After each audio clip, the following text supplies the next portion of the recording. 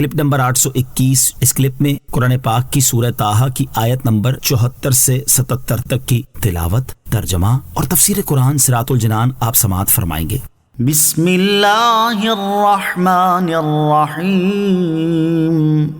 ترجمہ: اللہ کے نام سے شروع جو نہایت مہربان رحمت والا ہے۔ انہ من یأتی ربہ مجرما فإن له جہنم لا يموت فيها ولا يحيا ومن يأته مؤمنا قد عمل الصالحات فأولئك لهم الدرجات العلى جنات عدن تجری من تحتها الانہار خالدین فیہا وذلک جزاء من تزکا۔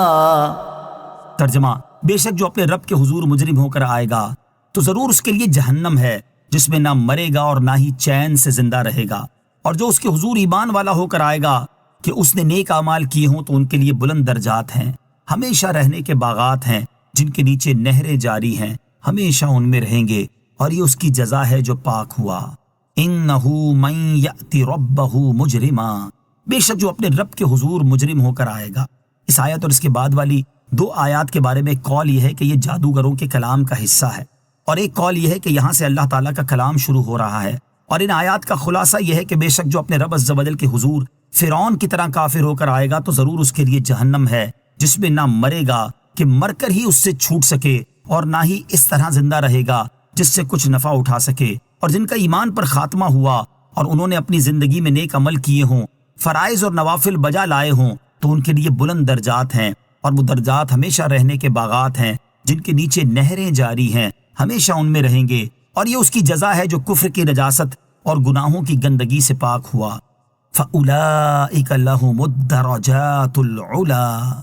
تو ان کے لیے بلند درجات ہیں۔ ارشاد فرمایا کہ جو لوگ ایمان لائے اور انہوں نے نیک اعمال کیے ان کے لیے بلند درجات ہیں۔ بلند درجات والوں کے مقام کے بارے میں سنن ترمذی اور ابن ماجہ میں حضرت ابو سعید خدری رضی اللہ تعالی عنہ سے روایت ہے، رسول اللہ صلی اللہ تعالی علیہ وسلم نے فرمایا، بلند درجات والوں کو نچلے درجات والے ایسے دیکھیں گے جیسے تم افق میں طلوع ہونے والے ستاروں کو دیکھتے ہو۔ حضرت ابو بکر اور حضرت عمر رضی اللہ تعالی عنہما ان میں سے ہیں، اور یہ اسی کے اہل ہیں۔ وَذَلِكَ جَزَاءٌ مَّن تَزَكَّى، اور یہ اس کی جزا ہے جو پاک ہوا۔ اس آیت مبارکہ کو پیش نظر رکھتے ہوئے ہر عقل مند کو چاہیے کہ اگر وہ کفر و شرک کی نجاست سے آلودہ ہے تو وہ اللہ تعالیٰ کی وحدانیت اور اس کے حبیب علیہ الصلوۃ والسلام کی رسالت کا اقرار کر کے اور اسلام کے بیان کردہ عقائد اختیار کر کے کفر و شرک کی نجاست سے فوری طور پر پاک ہو جائے، اور اس کے بعد خود کو گناہوں کی گندگی سے پاک صاف رکھے۔ یوں ہی ہر مسلمان کو چاہیے کہ وہ تمام گناہوں، مذموم نفسانی اخلاق اور برے شیطانی اوصاف سے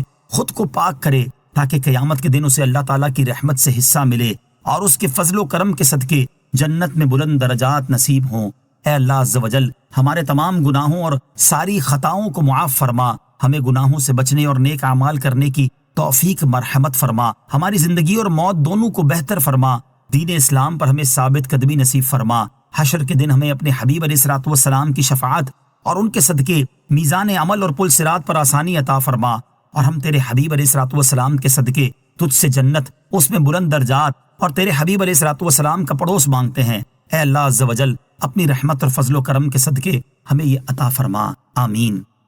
وَلَقَدْ أَوْحَيْنَا إِلَى مُوسَىٰ أَنْ أَسْرِ بِعِبَادِي فَاضْرِبْ لَهُمْ طَرِيقًا فِي الْبَحْرِ يَبَسًا لَا تَخَافُ دَرَكًا وَلَا تَخْشَىٰ۔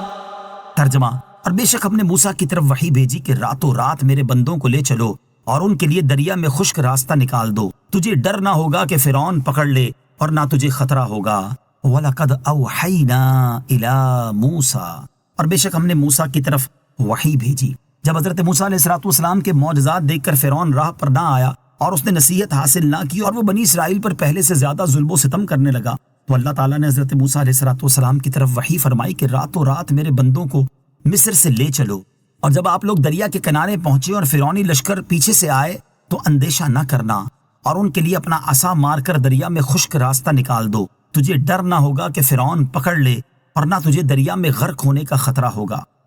صلو علی الحبیب صلی اللہ تعالی علی محمد صلی اللہ تعالی علیہ وسلم۔ مجھے اپنی اور ساری دنیا کی لوگوں کی اصلاح کی کوشش کرنی ہے انشاءاللہ عز و جل۔